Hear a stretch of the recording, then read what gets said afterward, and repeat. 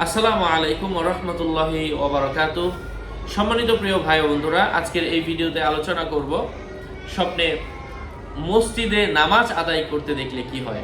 সাথে যুক্ত আছি আমি মুফতি জুবাইর ইমাম।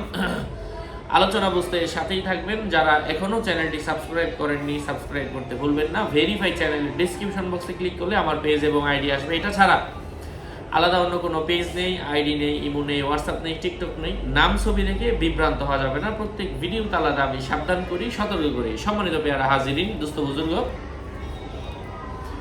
মসজিদে জামাতের সাথে নামাজ আদায় করা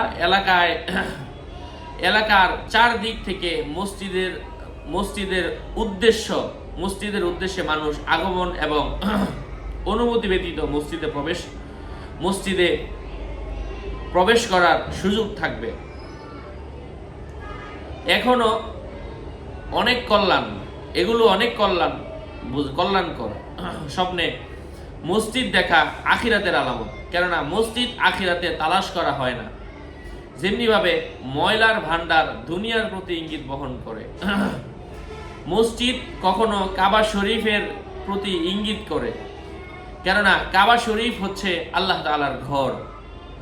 আবার কখনো সওয়াব, উপকার, সাহায্য, সহযোগিতা পাওয়ার স্থানের প্রতি ইঙ্গিত বহন করে। যেমন বিচারক বাড়ি, জিকিরের মজলিস, হজের মৌসুমে একত্রিত হওয়ায়,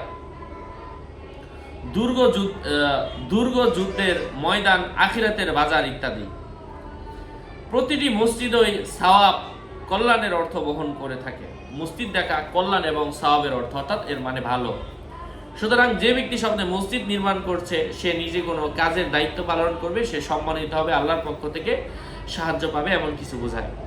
আশা করছি বুঝতে পেরেছেন। আরো আপডেট পেতে সাথেই থাকবেন। সকলের মঙ্গল কামনা করে এখানেই শেষ করছি। আসসালামু আলাইকুম ওয়া রাহমাতুল্লাহি ওয়া বারাকাতুহু।